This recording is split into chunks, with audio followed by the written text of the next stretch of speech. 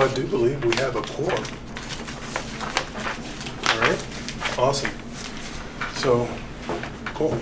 Well, hello, welcome everyone. We'll go ahead and call to order the May 1st Racial Justice and Equity Commission meeting. Everyone has an agenda. On the first page, we have just some confirmations that we want to go through based upon the last discussion regarding the subcommittee structures that we were putting in place. So I'm just going to read through this real quick. If anyone hears any discrepancies, let me know, but I'm just going to zip through this and then we'll get on to our next agenda item.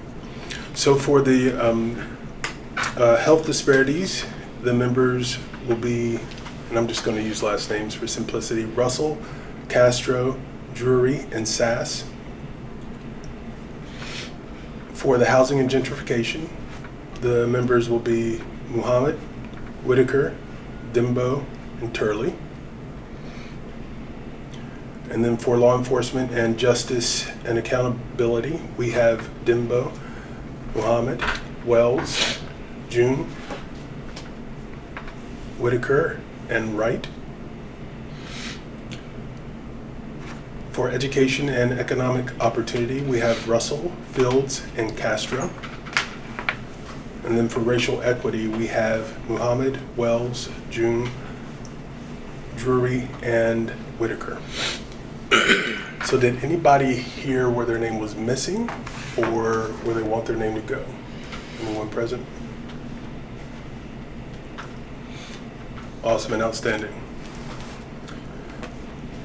We've had a lot of discussion over the last few meetings about really three main points. Number one, the naming conventions that we use to define systemic racism and some of the supporting documentation that we can come up with below that definition, as well as community engagement. And under the umbrella of community engagement, we have the words, or should I say the questions that we utilize to engage the community, as well as the format that we use to engage the community. So in our last meeting, we had talked about coming up with some ideas, whether it be for shared language, community engagement activities, as well as defining some goals that we could have for our commission. And so I just wanted to kick off part of the discussion. I'll start with the goals. And forgive me, that's kind of my training background. Everything kind of starts with the training objectives, and then you go from there. But there is a definition that we already have from a goal perspective that was from the previous commission, which was to assemble diverse community members to listen, discuss, and create empowering solutions that dismantle systemic racism in Fayette County, acknowledging the problems, asking questions, addressing obstacles, and recommending specific actions served as the guidelines for the task at hand. Do we feel like we need to expound on that or create more depth to that? Or do we feel that that statement from a goal perspective is an umbrella that we can fit our actions and our activities under?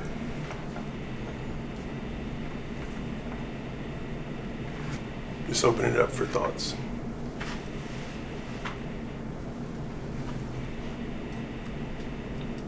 Where on the share drive are you looking? Sorry. I'm not looking on the share drive. Oh, you're not? Okay, No. got it. Yeah, no, that is from the original Previous commission. Yep, Task force, right. got it. Can you ask that question again, please? I'm sorry.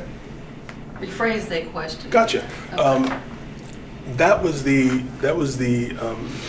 original goal of the commission, and I wanted to know if we feel we need to change or update that language, or if the previous goal of the commission can be the one that we carry to this iteration.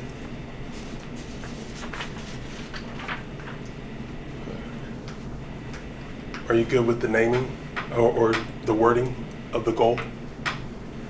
Yeah. Okay. I think I'll have to say yes.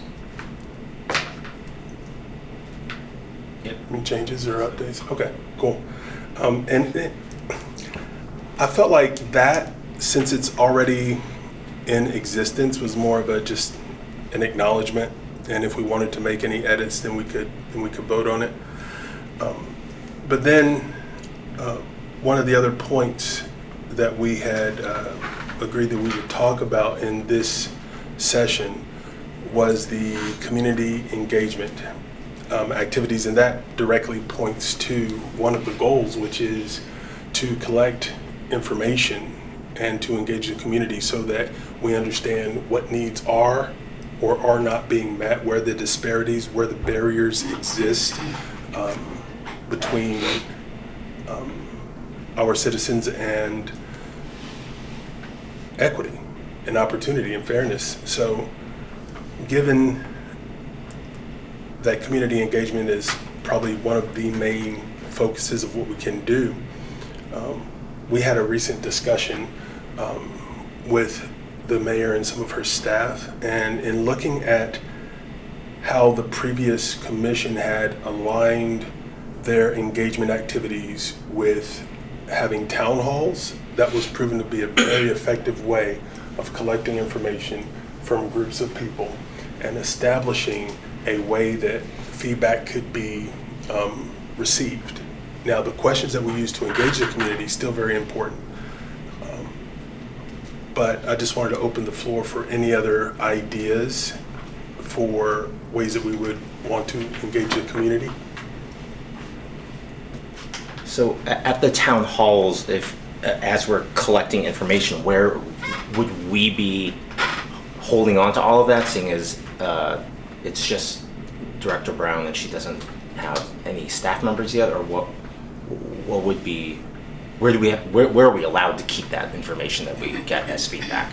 Gotcha. And I think I would add on to that, we're in two very different purposes, right? From the original task force that was designed to the advisory role of this commission.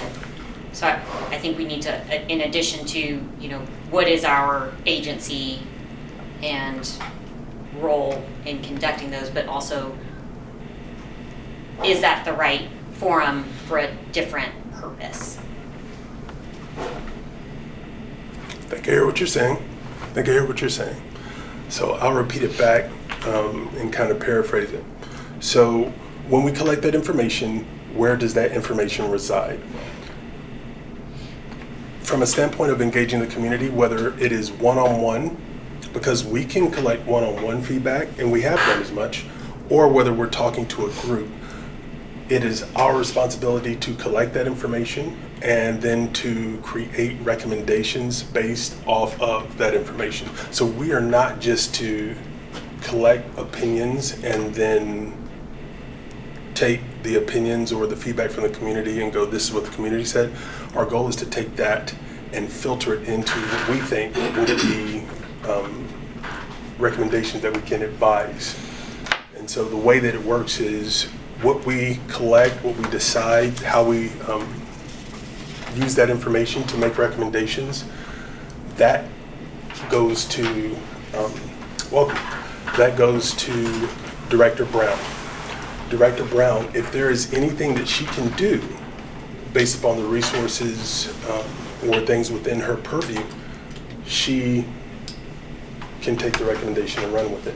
If there's a situation, whether it involves another department, whether there's some legal standpoint or financial aspect to it, then she would take the recommendations and filter it to the necessary department or channel. And if it's simply an approval standpoint, then it will go to council and the mayor for approval. But do we need to keep the feedback that we get housed somewhere transparent, like on the racial justice equity Google Drive, or like where do we need to keep that information, like all the information that we keep, like the hard information? Do we have to keep it somewhere, where anyone can access it? Like, I guess that's what I'm wondering. Gotcha. Like, I know that we are going to generate recommendations from it, but do we need to keep that base information? And if so, where are we allowed to keep it? Also, do we have the power to call these town halls, or is our recommendation for Director Brown to call the town hall and then we can support her through that? Because if you remember, in the first year of this, there was a lot of discussion around we don't actually have the power to do anything. We can only advise and make recommendations based Gotcha. on the information we're provided. So I just want to make sure. I think in the meeting with the mayor, and correct me if I'm wrong, Okay. she was saying, yes, we could do that. We could have a town hall. And really where the town hall came from, I think, is because we were talking about how we were interested in participating in some of the community neighborhood associations, but then that became a little bit cumbersome because there's so many, and how do we find out when they meet and who leads those and how do we get into those. And then she was talking about how the town halls were successful previously, and I even think that she said that her office would be willing and able to help set those up and help create those. And we wouldn't need the entire commission to go to every town hall, but if we would set up 2 or 3, then we could divide and conquer. Yes. So simply put, we can call town halls. We do have that agency. However, when that town hall is called, it must go through Director Brown. And so that will be scheduled, the Zoom will be set up, and that maintains public transparency, and the link and the access information is communicated so that everyone is aware. Great question. And back to your question, just to make sure I covered it. Welcome. The information, when it is collected, and essentially it's going to be either a document that was already at the meeting, if we happen to be at a meeting about the housing authority or whatever. If we collect documentation that they provided, we can definitely upload that to the drive. Okay. However, what I see the majority of our notes will come from what we've written down or captured, or from a public forum on a Zoom, what was put into public record during the Zoom meeting, and these meetings will be recorded, so that kind of covers the recording process for us. Now, that doesn't even add in the fact that I'm going to see, this is not a definite, but I'm going to see if we can have AI note-taking added to those meetings so that we can have the documented notes, not because I'm lazy, Oh, I see. but because it's efficient. Okay. Any other questions around this? This is good stuff, so that we can make sure that we're clear on when we make those public engagement. Well, first of all, you all know I'm passionate about the affordable housing. I personally, myself, have attended Urban County government when they had the meetings for affordable housing all over Lexington. I attended one of those. The affordable housing apartments, I've toured all of them. I've got comments, complaints. I mean, I'm really into the affordable housing because that's one of our things on our agenda to do. And I physically participate in this. And I've got a lot of recommendations but I don't know about putting nothing on the drive and all that because I'm not computer savvy. But I've got tons of notes, tons of recommendations that I think the Urban County government should really look into before they give out all these millions of dollars to these builders. I met with some of them. I met with some of the property management people and talked to them about some of their problems. I met with some of the residents that live in the affordable housing, how some of them are poorly built and they get all this money. One example is Newtown Pike. Everybody thinks that's Transylvania dorms. Every apartment has little bitty windows like this. No playground, no green space. I've toured all of them, but that's in some of my recommendations I'm going to do. So I actively participate in what I'm supposed to do for as the housing and gentrification. And I think with whatever, I guess, committee we are on, I guess to physically, actively, get into it. I mean, if they have meetings, say law enforcement or whatever, they're getting ready to approve some more flock cameras. Go to those meetings, whoever's on that committee, or try to research and get what you can, the pros and cons and stuff. Then you have the recommendations. But like I said before, with me, that's my passion. And I've really been out working hard on this housing and gentrification. So, we're going on 3 years. This is going on 3 years.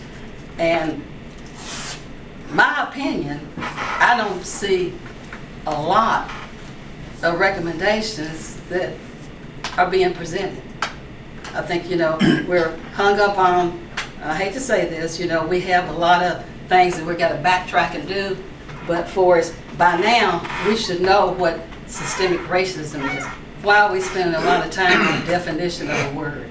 We're going on 3 years. We need to get busy and actively get some recommendations, good recommendations that we can present to the council.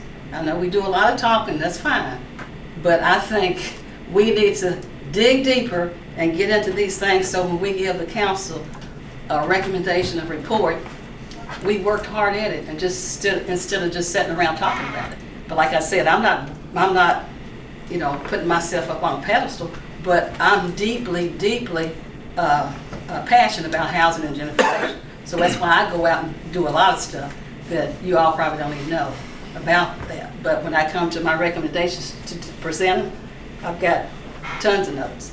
And like I said, I don't know about putting that on a hard drive. When we get those, I can give them to whoever knows how to do that.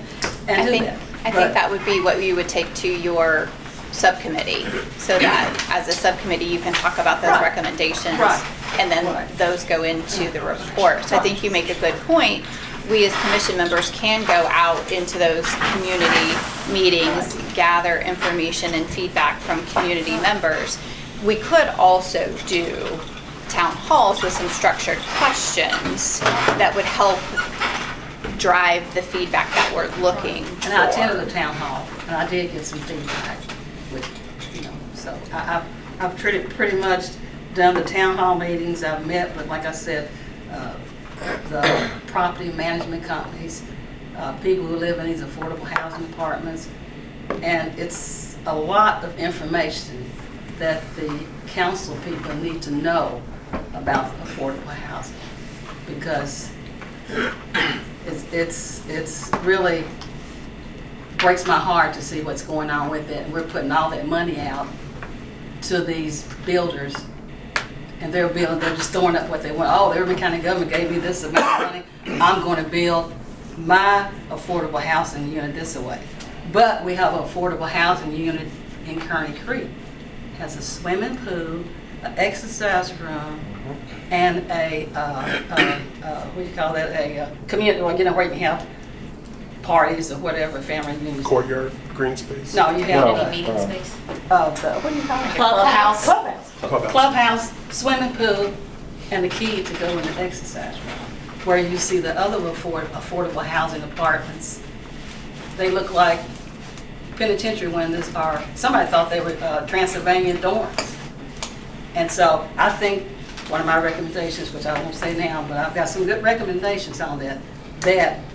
So I just think we need to dig a little deeper and participate into whatever your committee is or whatever, and do that. And like you said, get town meetings, go to some of them, have some of them, get community input. I mean, I've toured, I've looked at some of the apartments, it's affordable housing, they're beautiful. But some of them are thrown together, they have all kind of things falling apart, this and that. Property owners, they don't care because, oh, the Urban County government gave us this money, we can build it how we want. So we really need to, that's one of my recommendations to look into. But anyway, I just wanted to say that we're going on 3 years. Well, I mean, we have made recommendations. Oh, no, we have. I'm not saying we haven't, but we need to I want to address you look a because little deeper. Yeah, and no. no, basically get busy. Maybe what I'm saying is we need to kind of Yeah. get busier. We're doing a good job. I'm not. Don't wait for me to argue, Okay. because it's not gonna happen. No, okay. But here's what I'll tell you, and this is something that, you know, I've learned since, you know, becoming chair and having a lot of discussions, is the fact that, and I'll just take your example, with the information that's being collected and all of the notes that are being taken, I want you all to truly embrace and imagine what we say, what we do, what we collect goes into a funnel. And on the other side of that funnel can come funding, laws, initiatives, things of that nature that will affect the city. In order for it to make it through the funnel and give it its best chance, we have to have documentation. Now that documentation, coming from meetings where we've personally attended, if we record those, and then from that documentation, from those notes, from the mouths of the people that we are here in this room to serve, we come up with a recommendation. And then well, really there's three. You could come up with a recommendation yourself, and then when you talk to your subcommittee, you all come up with a recommendation or agree that that's what should be moved forward, and then we as a commission, we vote on it. But the first step is having the feedback.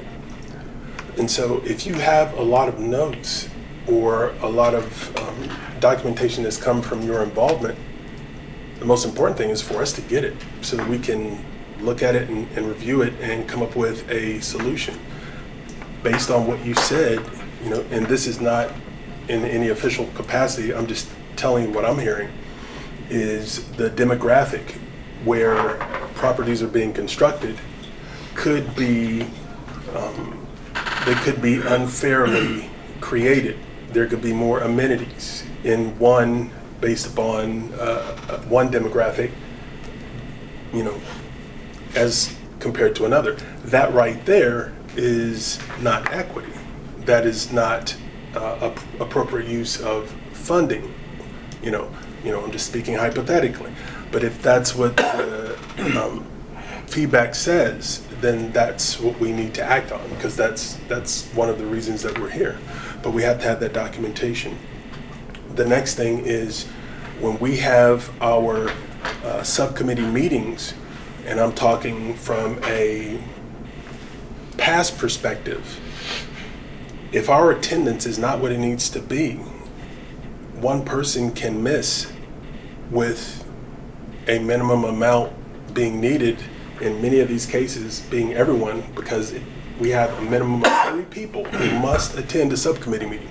And if one person misses, and I'll just use housing and gentrification for an example, your meetings are 3:15, or it was 3:15, and then it's June 21st, and then September 20th, and then December 20th.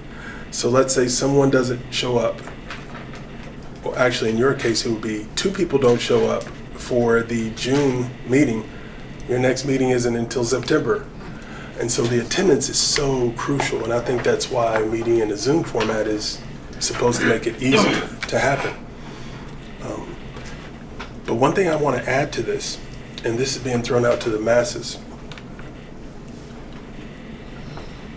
it could very well be the faster way, because I'm a person of action myself, and I've had to slap myself on the wrist and say, I'm not here to do, I'm here to collect and advise.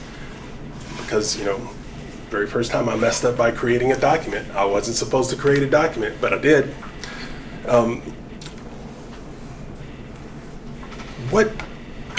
What do we think about creating a commission focus, because we're still meeting once every month, on one subcommittee topic at a time? So in other words, instead of looking at everything holistically all at the same time, we agree that we're going to have one particular focus, and we will focus on that subcommittee topic. So we would focus on housing and gentrification, and we would make that the town hall meeting that we would ask to be scheduled, and we would look to have recommendations created. And after those recommendations are created, then we would move on to the next thing. I'm just throwing that out there because I agree with you. In 3 years, the desire is to see as much momentum and action and recommendations and to, essentially see a change so that we can collect feedback and we can see that what we're doing is, having an impact. That's the goal.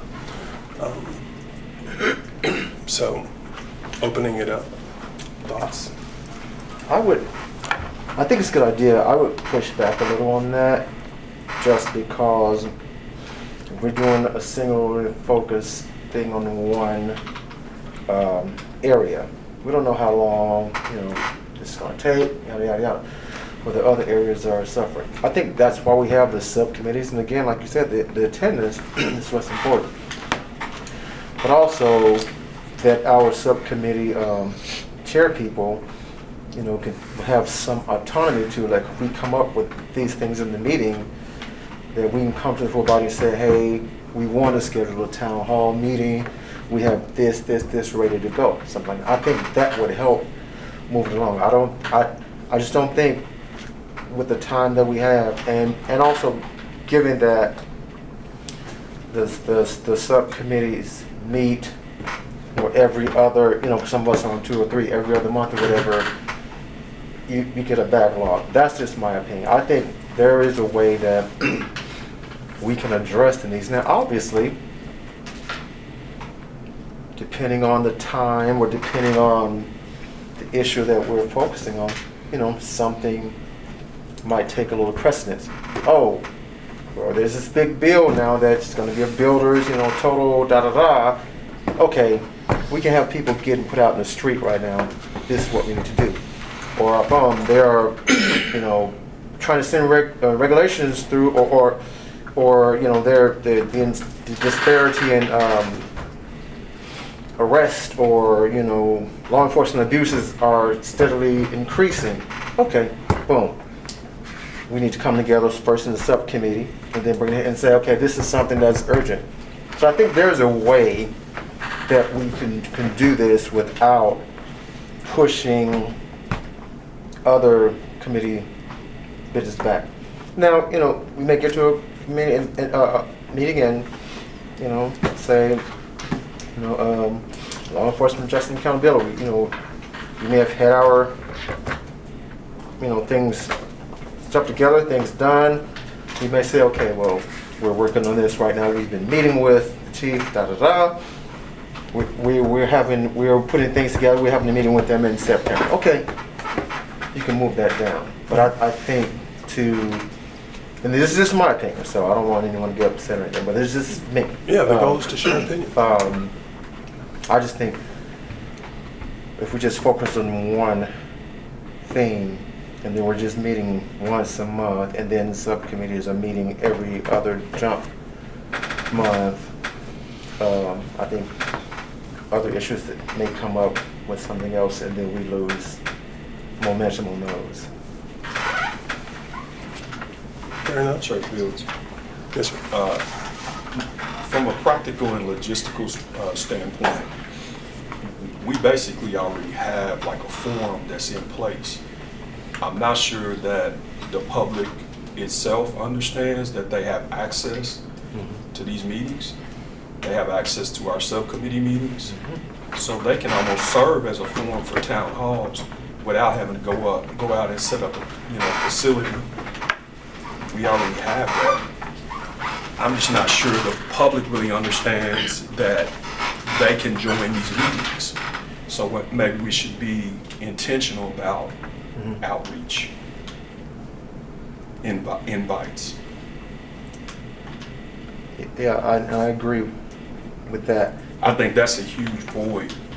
Early on, I think we did have the community engaged, even on a small scale, where we actually, part of the agenda is supposed to be, is there any public comment? Right. It's never on the agenda because There's never any public. it's kind of fallen off to the point where we don't even think about it because there's not people on the feed from the public. So, but it's actually supposed to be a part of the agenda for all of our meetings. And if I may, one other thing, with that intentionality, it's going back to our specific organizations and communicating this. At all of the NAACP meetings, I said, this is what we did in the commission, da-da-da-da-da. This is what we did in the National Association of Black Veterans meeting, da-da-da-da. These are the events coming up. I've even created a calendar on our website to where I can start incorporating other, so I can put, on I can't say for anybody else's, but, people who follow us or come to us, they can, on that calendar, they can say, oh, commission meeting this day, here's yada yada. So the intentionality that you speak of is something that we can do, because it's about working smarter, and I agree, it's about working smarter instead of putting too much, on us with, because people have regular lives or whatever. So. Gotcha. But a specific example would be, housing and gentrification. And who are we actually, seeking recommendations from, or feedback, I should say, feedback from? It's okay to get just feedback from potential residents of, or those that are recipients of affordable housing. But who really needs to be engaged in that conversation is the builders. Mm-hmm. And we need to invite them to the housing and gentrification meetings, subcommittee meetings, so that they can hear from us or hear what's going on. They shouldn't be able to bury their head in the sand and just say, hey, we didn't know. We don't want to know. Extend the invites. Is it okay? We don't, once again, it's not about throwing people under the bus or being disrespectful, but can we say on the public feed, hey, we invited such and such, such and such. They're not here. I mean, sometimes that just a little bit of tension, it can create a dynamic to help us accomplish the goals that we're trying to accomplish and do the advising and recommending that we need to do, because we're getting the ample feedback that we need to be able to make robust, actionable recommendations. Yeah. And what you're talking about from an inviting standpoint, I think that's important. Everyone who has the ability to either provide feedback about the reality or be impacted to make a change should be at the the table. Not having the decision makers there, and I don't mean that's that, all right. but not when it comes having to people that could show up, if they don't show up, I don't think our goal. I don't think our goal should be to create pressure on them for not showing up because there could be a business meeting or something like that. I think the goal is for the public to know that they've been provided the opportunity, right?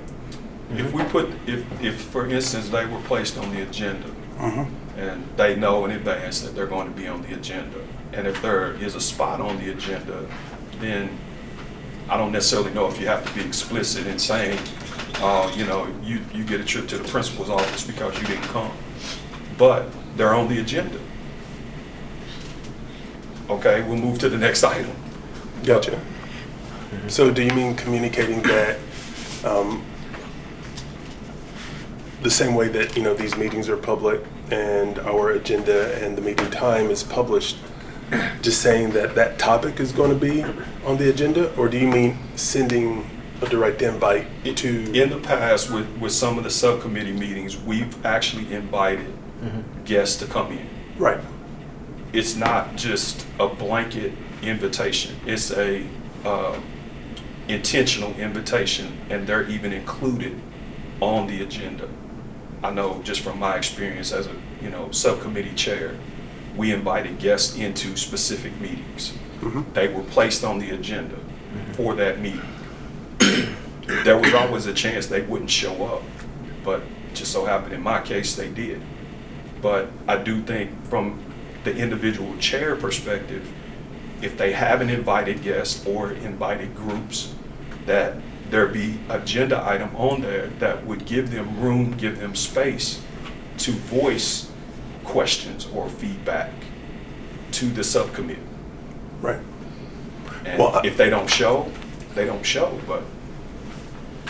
As well as that public comment. Because in our housing meetings, we've had people in there who, you know, had questions or, you know, will say, well, you know, we went to the big housing association thing in DC, this is what came out of it, or we've talked down, you know, so those are very important. I think Do some of these residents or potential recipients, do they even know that they have access to the housing and gentrification I subcommittee, think where so. they could say, hey, we didn't get a clubhouse and Right. Kearney got a And clubhouse? some of them do, some of them may not, but I don't think that'll be a problem because they're getting a lot of complaints. And I think they would probably participate, whatever. But And on the other side, not to overstep our bounds, I think that before we do all this, for say like one of the builders, to invite them in and question them about how they're using their funds. I think we have to first go through Charlie Lampton's office because we don't know the actual guidelines of giving this money out. So we don't want to say, well, you're doing this and doing that, and the guidelines, the federal guidelines say differently. So we need to look into that first. What are the guidelines for them getting those funds before we actually jump in and say, you're not building this right, you're not doing this right? Because they may be allowed to do what they're doing. But see, some of my recommendations would be, we need, as an urban county government, and they need to look into how they're distributing that money. Because, you know, let me give you an example. Kearney Creek, you have a swimming pool, you have a clubhouse, you have an exercise room. I got a picture. They have I guess the playground is not as big as this room. They don't have a swing set for the kids, but you got a swimming pool. But they may be in guidelines to do that, we don't know. But we may need to look into that part of it before we invite, say, a builder in and say, well, you're not building this like the other people. So we need to kind of, you know, research that and, you see what I'm saying? And No, not overstep our boundaries. No. I mean, I definitely agree that whatever information we have access to, or if there's someone that we need to speak with to get clarification, that's important. That's incumbent upon us. Otherwise, we could end up making a recommendation that already existed, but Right. it doesn't fall within a category. Or it could be a recommendation or a rule that has passed, but that was created before. Right. I mean, but back to the engagement piece. I think anyone that we can invite to a subcommittee meeting or a commission meeting to address a topic, we should invite them. But just to be clear, if we invite someone and they say they're not able to make it, but they can make it next meeting, having the topic on the agenda, I think, is good, but having the name of the person that we invited because they can't make it, I don't think that would make sense. I don't think it should go on the agenda until they've agreed that they can come. Otherwise, we can talk about the topic, and we can talk about who was invited, but if they reply back that they can't make it. Well, Yeah, That- I'm not in the reprimand business. I mean, Yeah. we're all grown-ups here. I mean, everybody, life's us all, so. Life. So, yeah, I mean, there's no principal's office for me from my standpoint, but I'm just saying from the standpoint of logistically, how we go about or how we at least look at this idea of town hall. We already have a form for a town hall. It's through public access and through invitation. So let me throw this out there, because I agree with what you're saying. We're already here. It's already something that can be commented on. And I think Engage Lexington is going to help a lot with collecting feedback, from the public. This forum, increasing awareness, I think, number one, we can do that individually in our networks that we have. That's up to us.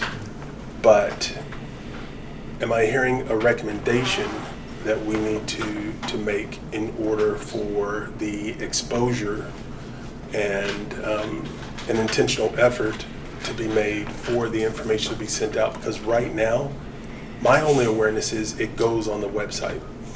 That's all I know. So if we need more than that, we can make a recommendation for more exposure to happen, whether it be a subcommittee meeting or whether it be the commission meeting.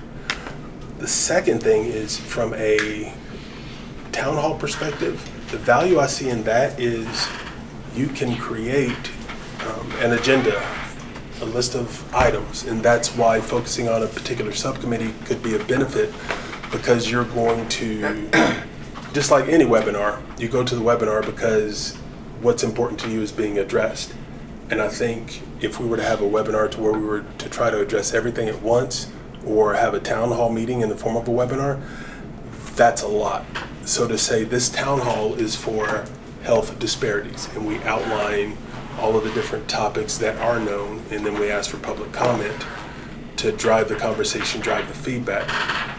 That way we can have a focus, where someone, they couldn't care less about health disparities, but they want to go to housing and gentrification, or they were recently impacted by something having to do with law enforcement. That would be their opportunity. And so we could publicize it with a focus on a particular subcommittee. So I think that works because we have our particular subcommittees, and we can facilitate that and set that up. So I'm not saying, even though I do agree, we do have that opportunity in our subcommittees, public comment, inviting people in. But I think the town halls can be very effective too, because you're going to where the people are, meeting people where they are. Also, a lot of people aren't tech savvy. Yeah, And a lot of older people aren't tech savvy or can't, get out. Yeah. or they don't have internet access. Or internet access. So I think we have to, we have to make some concessions for that. We talked in the last meeting about the ability to go out, to these neighborhood association and meeting people where they are. I think that's very effective, because and it goes back to what we were talking about. And I know you said if we have a subject, not have someone's name on there, but if it's cheap weather, somebody might go, oh, it's a drought. If it's Marshall's talking, oh, Marshall, as opposed to they're we're talking about this. What are you going to talk about? So I think that's important. Again, it's like you said, it's not about reprimanding people. If somebody said they can't come, okay, they give them enough time. But we've been in situations where, day of, well, it is what it is. They've let us know. So it's not about reprimanding. We can always say, we'll do this another day. But I think all this goes back to another thing we talked about, is being intentional to let people know that we are trying and what we are doing. Mm-hmm. Because people see, how they have this person coming and speaking about this issue, which is important to us, but this person doesn't show. At least people can't say that, well, what are they doing? They aren't doing anything. It's about, we talked about, we have to be also intentional with what we do, communicating with the community and letting them know that we hear you and that we are trying. So, So I think the town halls can be effective if they're, facilitated by, specific committees who are raising those issues, and they could be the, the what's the term? The ones facilitators of that, and then you can have that singular focus. I agree. I think everything always starts at home first. Mm-hmm. And for us, like right now, right here, this is home. So one of the comments that Commissioner Turley made was, we have spent a lot of time talking about the definition. The original purpose of that was to make sure that when we engage the public, we're all speaking the same language. Yeah. Because I almost guarantee you, if you put everyone in a separate room and said, write down what systemic racism is, it's not going to match. There will be similarities, but it might not match. So I had created, after the first time that was brought up, I created a definition. And then I shared that with the committee. It was shared in electronic form, it was shared in person. If we want to move past a topic, we have to address it, agree, vote on it, check it off the list. So there's been documentation supplied. If we are okay with that definition, we can agree on it, or we can say what things need to be tweaked. And then that will be something that is done, and it's no longer on the table. Just a couple of quick housekeeping things, just because we have a lot of people here. I know that Commissioner Scully's name isn't on any of the committees because we had to be here in person to officially say on the record what subcommittees we were going to be on. So I want to give Commissioner Scully an opportunity to do that, since we're And then we here. have a new commissioner too. Yeah, and we have two Whitaker commissioners. I know, right? So I want to make sure that they both know which Whitaker they are on which subcommittee. Thank you. Just to clarify that first. That's valid. Just first. I want to take them since they're both here, or all three of them are here. Good evening-ish. Hello. I apologize for my tardiness today, but very glad to be able to make it. I would like to continue on with the education and economic opportunity.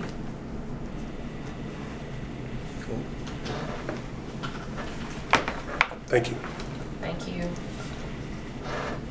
And there's three different subcommittees with Whitaker. Do we know which Commissioner Whitaker is which on the three? I, Housing, law enforcement, racial equity. yeah, he's Is all- that all three He's of all you? three. Okay. Yes. So then we need to give Commissioner Atiba Whitaker an opportunity to join the subcommittees. So, I was on racial equity because I got the calendar invite, so Okay. I figured that one. And then, I would also like to be on the, what day is that? Education. Economic Yeah, opportunity. what day of the week is that usually? Is that? That looks like it's on a Monday? Yes, Mondays. I have to do housing because I have Fridays. So So housing. I just want to make sure that the No, sheriffs that's have good. Thank that. you. Housing, right? And- Housing and gentrification. So there'll be Yes, two and Whitakers, two Commissioner Whitakers on racial equity. And housing. And then we'll add, oh, and on housing, you're right. Yeah. Good. I may have to resend my, I didn't realize it changed to Mondays. So give me a moment and I'll say before I leave today. Okay. All right, thank you. Thank you. Whitaker, what's your first name? Whit, Whitaker? W-H-I-T. And so we'll follow up this meeting after we have confirmation with an updated version of this. Yeah, I just wanted to make sure that Director Brown has everyone on the right invitations. Excellent. And then for the, I just wanted to go back to Commissioner Turley's point of, you know, we're now ongoing 3 years. I think that one of the things of feedback that we got from the mayor when she received our recommendations was that a lot of the things that we had recommended were based off of information that we all read from other cities, and that she requested that the recommendations come with data being backed up from data from Lexington. So, and unfortunately Director Brown's not here. I know that Director Brown had put into the budget to do a study. That study is going to be able to help us get our baseline. One of the things that I was, and unfortunately Director Brown's not here, but one of the things I was thinking that maybe we should consider is that, so the study from St. Louis that Director Brown had sent around to all of us, there is a section in here that basically talks about how their commission went out and they gathered all the data needed from all of the like partner agencies like United Way, I guess like Urban League of Lexington and FCPS and other different, maybe some of the hospitals. And they collected the information and then they hired someone to take that information and then analyze it. Instead, so we would be doing most of the heavy lifting. And then once that's done, the analyzing would be done by a person that specializes in that. I'm just wondering if that is something that we should take into consideration about doing as a method, instead of hiring an outside agency that probably may or may not be in Lexington, come in, collect information, and then do an analysis of it. I'm wondering if maybe we could use that money that she put into the budget that hopefully may or may not be approved, I don't know, that maybe we use that money to hire someone in her office as like a 1 or 2 year contracted position to help. Once we go out and get information from United Way, we give it to that person, and then they parse it out to where it needs to be, and we give them all the information, and then hopefully maybe that person, if they're qualified, they can do the analysis, just to kind of sort of get us moving a little bit further, because I think that some of the recommendations that Commissioner Turley may or may not give, we may need to have actual Lexington-based data for that recommendation to go through, or otherwise it just might get bounced back to us saying, do you have any data to back up this recommendation and the need for it? Instead of waiting for someone else to come in, we have to go through the process of vetting people, doing an RFP, hiring someone, and this and that and the other, then maybe because that's something that we're allowed to do. We're allowed to go out and ask our partner organizations, for information. So each of the different subcommittees can go to their respective partner organizations. Like law enforcement would go to fire department, the justice, all the attorneys, and the police force. Health can go to the hospitals, and so forth and so forth. So we can gather that information and then house it with that person, and then somehow get this a little bit moving a little bit faster, because I just feel like we're kind of on hold. Like, we keep wanting to do stuff, we keep wanting to make recommendations, and we just keep getting that feedback. Well, do you have the data to back up the need for this recommendation? Yes, you have it from St. Louis, but do you have it from here? And we keep getting that, and it's very frustrating. I think it frustrates a lot of us, because we want to keep moving forward and recommending other things, but we keep getting that little pushback that, oh, you don't have data to support this, the need for this. So. I think data is an important word, but I think that the context of it is not isolated simply to like survey or data researcher type of information. In the original recommendations, in the commission before us and in this one, we have included feedback from citizens and groups that we've talked to. If I'm understanding what you're saying is, we collect, in the scenario you're talking about, we would collect data, feedback, talking to the different agencies, departments, and then we would take that collected information, and before providing a recommendation, we would give that to someone to analyze. Yeah. And the purpose of analysis is?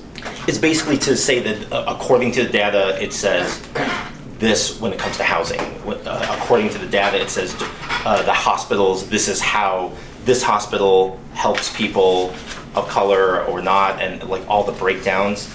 That way, we actually can say in the health disparities, we need to recommend this because these hospitals,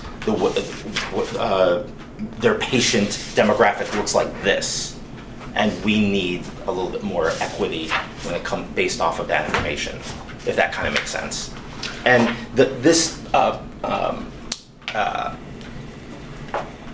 the baseline report, it actually identifies 72 markers that can be used, and they used it in 4 or 5 different cities.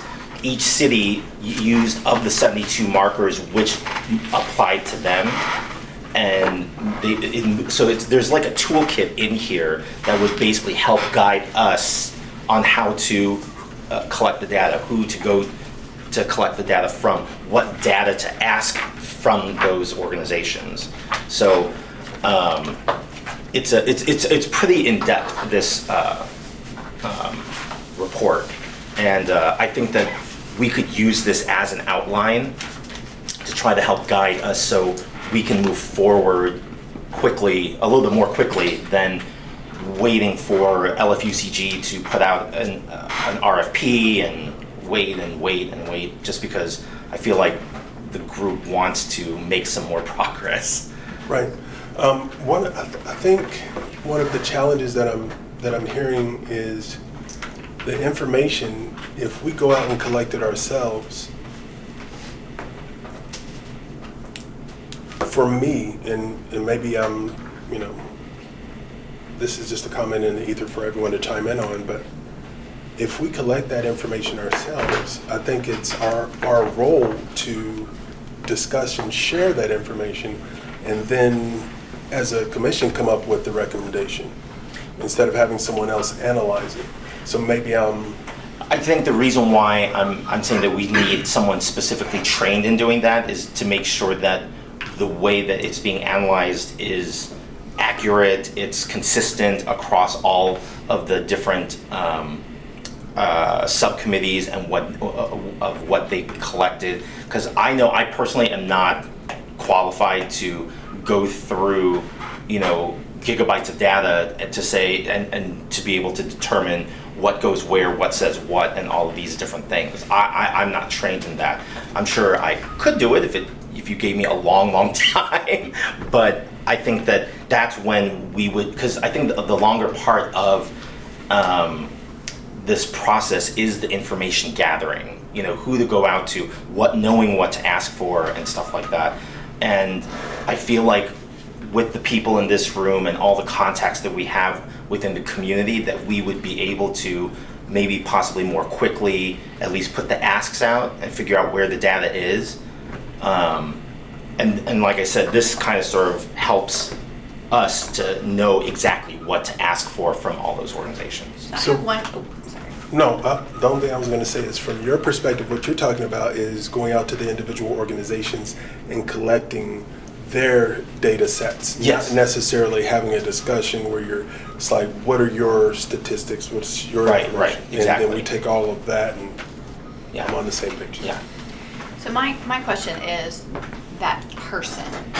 Who is that person, and are we making a recommendation to the council that they hire that person? Because then that has to go into our report as a Right. recommendation, which isn't going out until the end of this year. Right. And then we're a year in.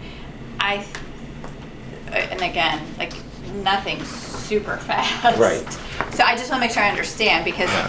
if we want to go that route, we have to make that recommendation that they would hire someone, and then they would have to hire someone. Right, exactly. And for us this time around, we were actually all kind of late because I believe the first time Director Brown said that she needed reports from all of us was October, and I think some of us didn't get to her till. And not to cut you off. Oh, yeah. Just along that line. And so we do all of this, and Yeah. we make the recommendation, and they say, no, we're not going to hire. Then what? I mean, then we would have to go the traditional route of having to go through an RFQ and vetting, I guess. But I don't know. The argument could be made to hire someone just as a contracted person. It isn't even like a full-time position like Director Brown's. It's contract saying you are being hired for 18 months to take all of this information, analyze it, put out a report, and then we'll see what happens from there. I mean, contracted positions like that are pretty normal, especially within government. So then my question would be, would that be, and I'm just devil's advocate, would that be any quicker than hiring this company to come in to do this, tabulate, analyze the information, and get it out? It depends on how quickly LFUCG would move, because at least LFUCG won't be able to move on things unless they approve a budget, talk to council, get all the things, and then that organization starts where we could already start now. They now have to go and make the asks to all of the organizations like Urban League of Lexington, FCPS, and whatever, whereas we could make those asks starting now and already lay the groundwork for it. So even if we do have to, even if the city council or the mayor says no to hiring someone internally contracted wise, at least if an RFQ goes out, they can start right away, like, here's all the stuff, start crunching numbers and see how it goes. And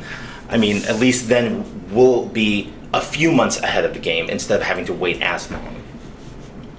So, And this is just a recommendation that I'm trying to figure out how we can move a lot more quickly with some of the recommendations that we want to do. yeah, so I'm gonna go back to a comment that the mayor made in the meeting that we were in with her, is she was talking about other commissions, other groups that wanted to do something similar to this, and she said that is not the role of those commissions, and I might be Which is not the role, mixing- to collect the data or to suggest to- to hire someone? No, we could suggest to hire, but then if that person's working with the data that we're collecting, I think I understood that to not necessarily be our role.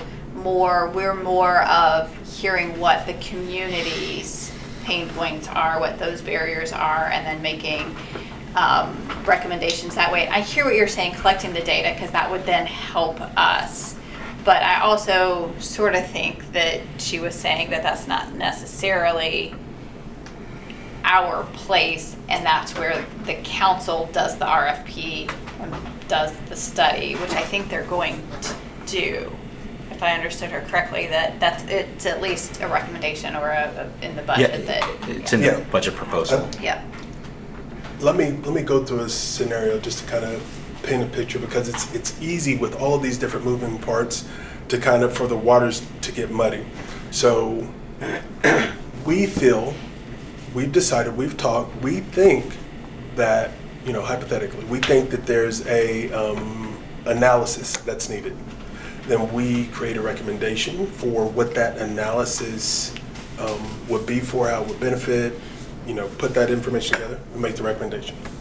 If that recommendation were to make it through, then we will have that analysis done in whatever timeline it's done, and then we and the city will get back that analysis. Now, council may look at that analysis and make decisions.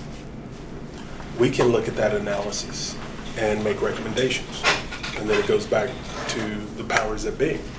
But let's say it was something that could be administered through Director Brown's Office of Implementation. Then she would do it from our recommendation if she didn't see any reason, not to. That's one of the reasons why when she sits over there, when we say certain things, she'll chime in, right? Because she knows, nah, that's not going to work. Because that's her. She's the implementation. She's the director of implementation. So I think it's just very important for us to keep moving forward how best that we can. But I'm one who loves open discussion, and if you look at how the meeting is ran, I think you can get that. One of the challenges that I'm seeing, though, is we have used a lot of time in having these conversations when if we literally stuck 100% to the book, it would be Commissioner June threw up an idea, that sounds horrible the way I said it, brought up or positioned an idea, a recommendation. We all listened to it, and then we said, we voted on it, or we had discussion. And then that discussion would be done, and then we would vote on it, or, it wouldn't happen. That process would be much shorter, okay? And so I think our goal is to get a little bit closer back to kind of following a structure. Like a question that I asked, I posed this to everyone. In order for us to move forward, things that we have on our agenda have got to be talked about and move forward. It is very easy for things to get splintered. So I would challenge us to stick to the things that we have on the agenda from a standpoint of the line item we have, if we talk about it, we can have a discussion, but then we need to make a decision. Discussion, decision. And if we need more information, we can say that too, because we might not have enough information to make a decision. It's very possible.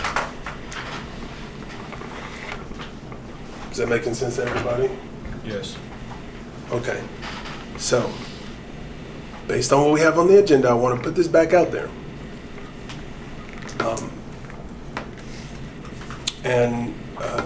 Commissioner Ativa Whitaker, do you have?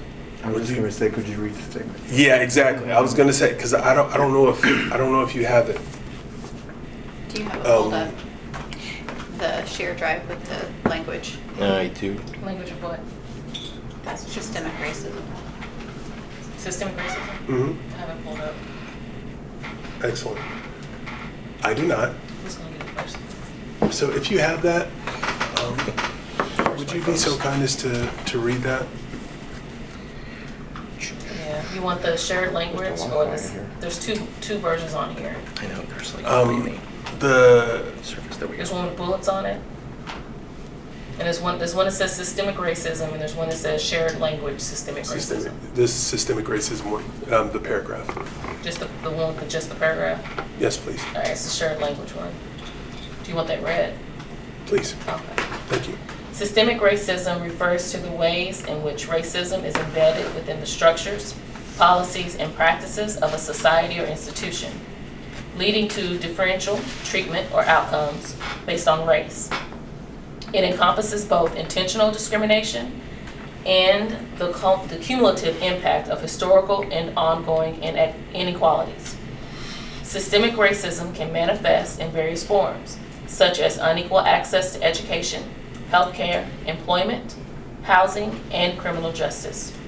It often perpetuates and reinforces racial disparities, disadvantaging certain racial or ethnic groups while privileging others.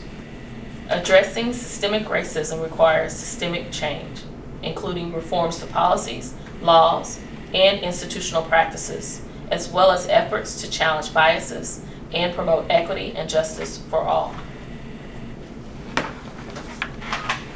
So that, minus Commissioner Ativa Whitaker, I'm going to have to say your first name now because we got two Whitakers in here.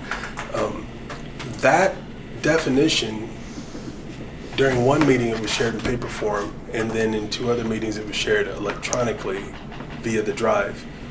So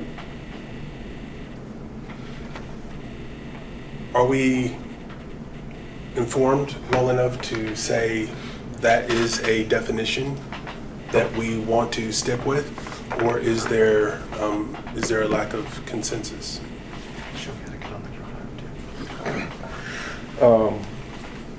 I do remember the last meeting, there were one or two people that had, and I don't know what the addendum or addition was, whatever, but, and they may not even be here, but it was, I just remember there were a couple people just talking about including specific verbiage, so. Yeah, that was Commissioner Drury, and she had talked about making sure that we had, the discussion evolved to make sure that we had additional information that could accompany that to kind of break it down.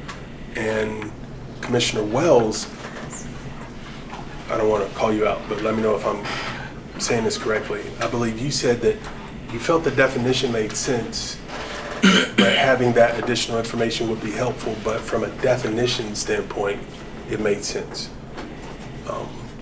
I just want to collect everyone's thoughts and, essentially put it to a vote, because if we could agree on that, that would be something that could be,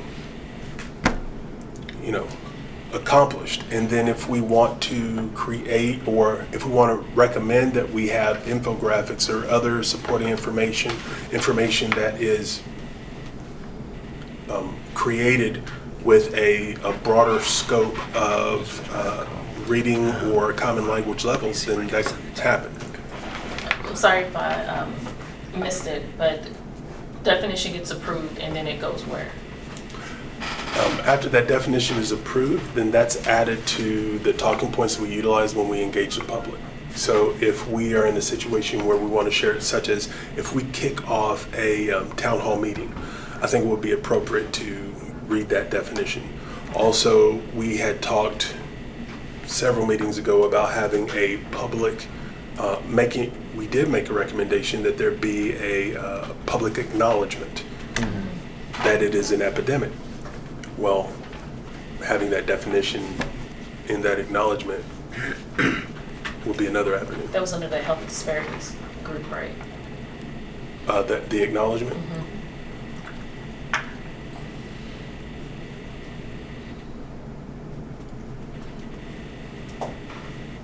So,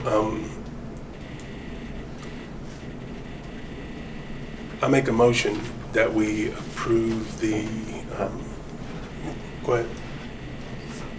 Did someone, oh, okay, sorry, I'm hearing things. I was going to say, I don't think you can make a motion. I know I can't. And that's why I'm not going to do it. That's what I was going to say, but I was like, well, I didn't want to be rude, you know. Like. No, it's okay. I'm sorry. All right, so, You can ask what someone would like to make a motion. yeah, would someone like to make a motion to approve the definition Your email address on my or phone, and I'll send it to you. or not? And then,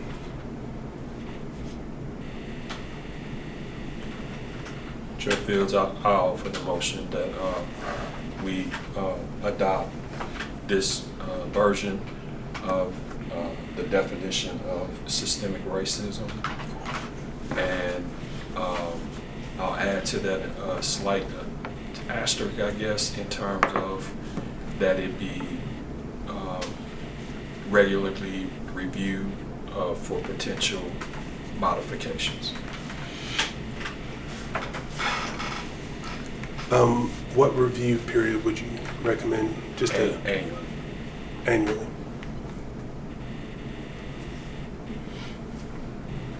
All right, so the motion has been made to adopt the current language of systemic racism, the definition, with an annual review.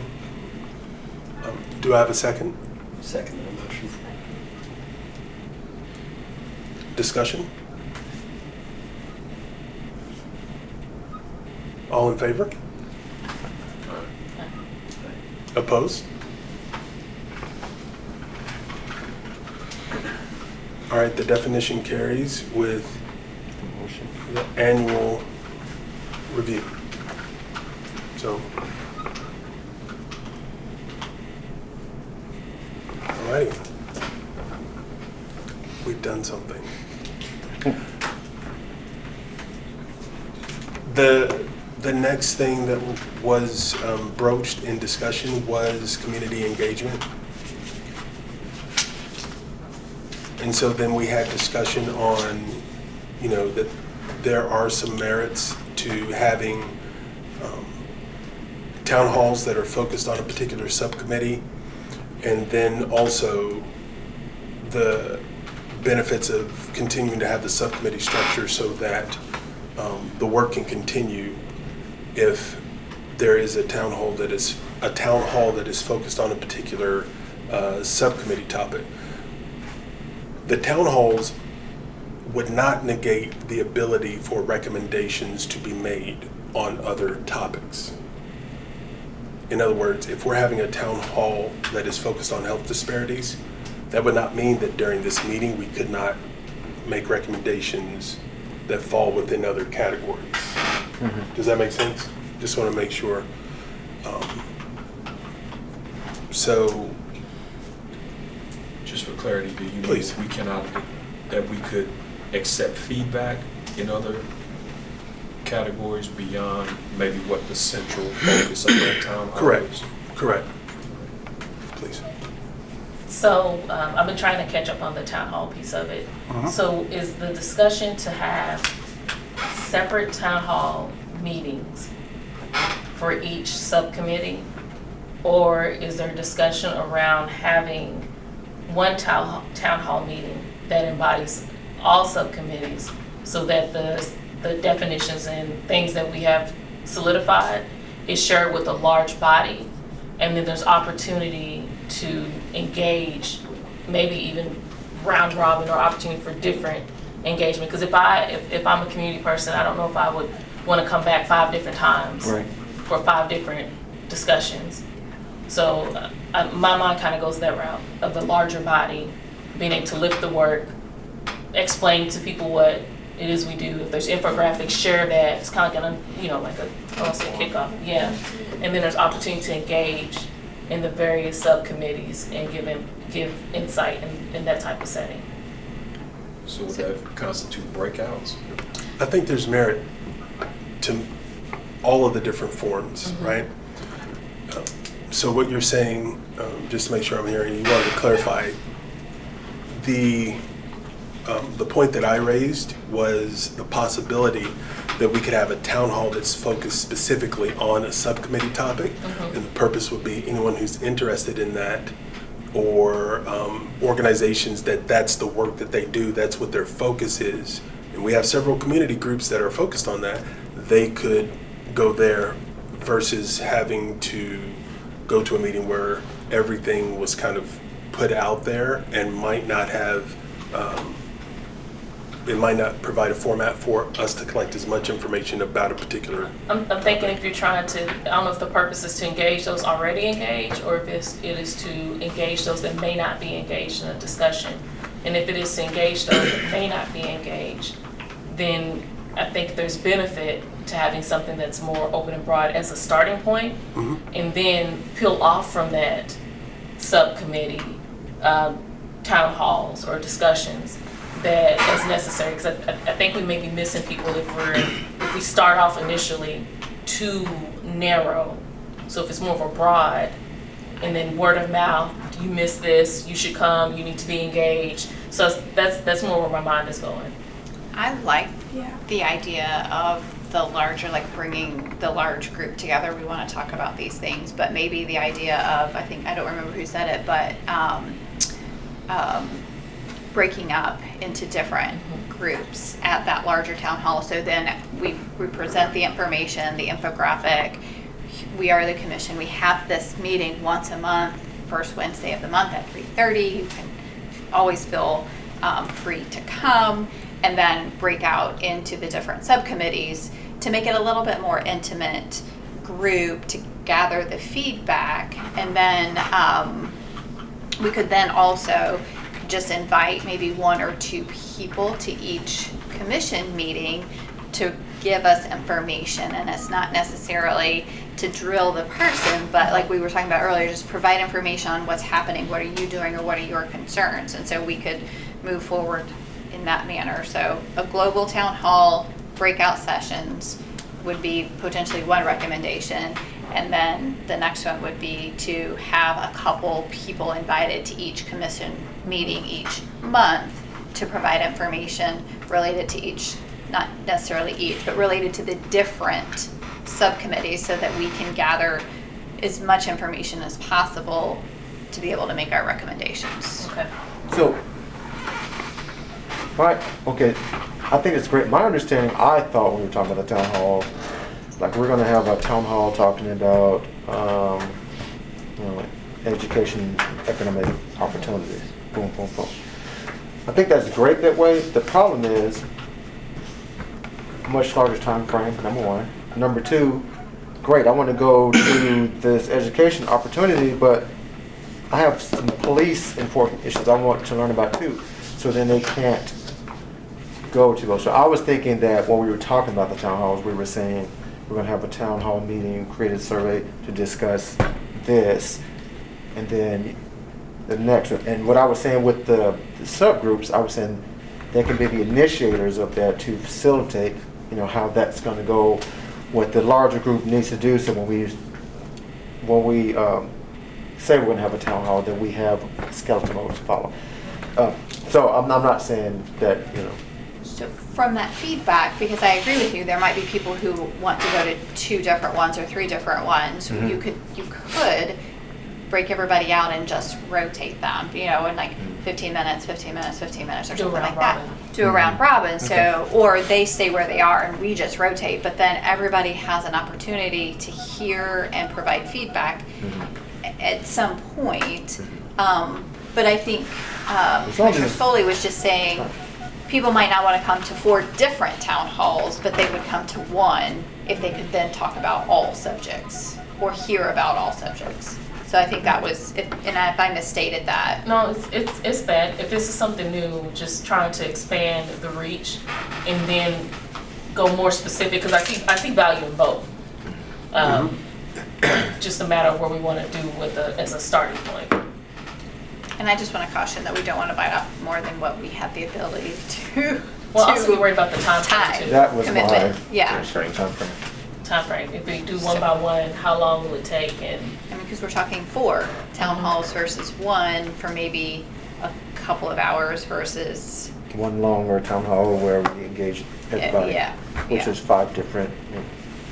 But I mean, I guess if we're, specific, to flip switch, then we could probably, make it work, but.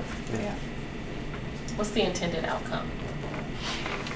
This is where we had really talked about coming up with very specific questions related to each subcommittee and posing those to the public Okay. so that they could provide us information. And that's really our data gathering. And then from there is where we could make some recommendations. So the public would be Okay. like the town halls? Mhm. Because I was going to say, when we come up with these questions, are we going to do a sample of the community and test them? So this would be, The questions would be Testing at ground. the town hall. Okay. The questions would be for the town hall. So infographics, systemic racism, this is what the commission is, this is what we do, this is when we meet. These are some of the things that have been recommended and completed. That would all be infographic flyer. And then we would have our questions that we would pose, that we would want feedback from the people at the town hall, the public, to provide to us. So then we could have a larger conversation here at the commission and then also in the subcommittee meetings to help drive and create those recommendations that we need for the report. Yeah, so ultimately, the intended outcome is feedback. The way that we collect it, I think, has been one of the bullet items we've been working on, to have those specific questions that can be utilized in engaging the public. There's another outcome too. I heard Commissioner Wells say about people not knowing that these settings are also Exposure, So it's yes. also the exposure and to get the continuation of engagement. Of people, Okay. yeah, yeah. I think that town hall would be yes, you can. I think another, so really there's 3, feedback, exposure, but then extending formal invites face-to-face to the subcommittees and the commissions. Okay. Commissioner Whitaker? Tiva Whitaker? I was gonna say invitation. So I know you said that the town hall would provide feedback. Is that part of this equity report? For the equity report, or is this separate? Is this another form of gathering feedback? Yeah, so this would be our role of gathering feedback from the public. So it's for the purpose of using it for the equity to be used for the data? That's separate. That's like, the council has a recommendation for an equity report. That's in the recommendation or request for budget for that. That's separate from what we're trying to do here. It could inform that to some extent, I mean, but that's what I would separate. think when you think you're collecting data, that it would automatically feed into Commissioner John's. What he was saying about we would be able to collect that data kind of goes back to that. Or if it was a town hall that kind of like what you were saying at the beginning, like that since we changed the name and the branding of it, then having a town hall where we're kind of explaining the branding of the organization, talking about the mission, then having bits where each commission chair from the subcommittees talks about what their group does, and then having some infogram for each subcommittee, and then on there placing the dates for the next meetings to invite those that want to learn more, that shouldn't take no more than an hour. But I just feel like, in my opinion, when you change the branding of something, there always should be some opening launch. I guess that's my that's right. thing. But there should be like a launch or explosion of that new brand. This is what we do, this is what we believe in, this is what we stand on. And we're saying that that we want to be informed, we want to initiate invitations, and we want to gather that. It kind of sets the stage for what's coming down the pipeline of saying, community, hey community, we want you more involved and we want to hear what you have to say. I just feel personally that there should be a one town hall that's an hour long, that introduces the definition, the new definition, the rebranding of the commission, the welcoming of the commission, that we want to gain feedback. Also letting the community know, once we decide what we're going to do, if we're going to go with Commissioner John's idea of gathering feedback, that these are your commissioners and they're looking for that data, and we're welcome. This is who we are. We want you to come to us. This is our contact information and things like that. So that, I think, would be more effective. And then, like maybe later on, then the subcommittees can have their own town halls, but they probably won't have a need of it, because then the community will know these are the dates that we're meeting and you're welcome to come and we want to hear from you. That's my thing. I would say Whitakers think alike. So if you recall, Yeah. in a few of the early meetings, that was how I said that we should, as far as our first foray into it. That was exactly what I was saying. Anytime when you're changing something, you should have a rebranding and a launch of that to inform like we know that the name has been changed, but the community doesn't. True. So, yeah. So just to sort of restate, the first one you're saying informational only. Yeah, just like we rebranded the name, this is what we believe, and stand, maybe each subcommittee gives a few 5-minute on what we do, and this is our infographic, and have the dates on there of the next meetings and something like that. And then the second one, town hall, could potentially be where we pose the questions to get the feedback, or that might happen in the subcommittees. The subcommittees, that's. If the public joins. Yes. So, Because I think, I'm sorry.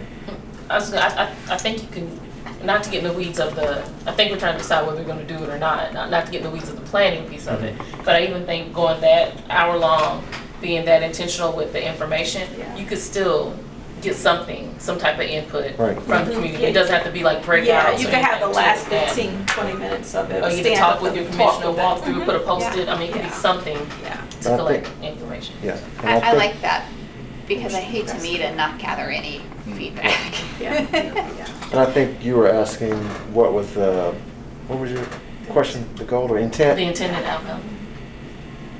To let people know who we are. I don't think a lot of people know who is actually on the commission. Yeah, new commissioners. Some people don't even know that there's. Some people don't even know that. Yeah. So that was when I brought it up earlier. That was the main reason, because I tell somebody like, oh, that's and so I explained, but I don't think a lot of people know that you got people who are in these different embedded industries, who are making a difference, and they're a part of this. So how diverse it is. So I think that's a good thing.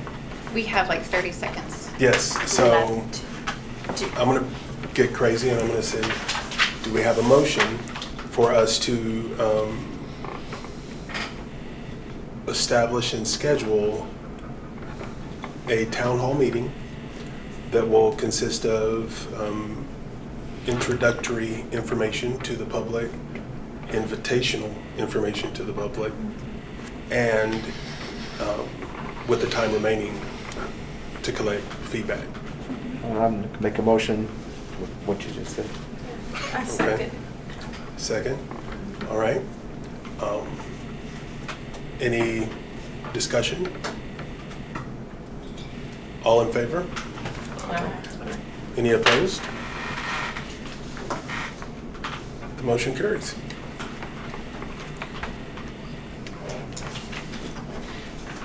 Motion to adjourn? I'd like to make a motion to adjourn. Second. Any discussion?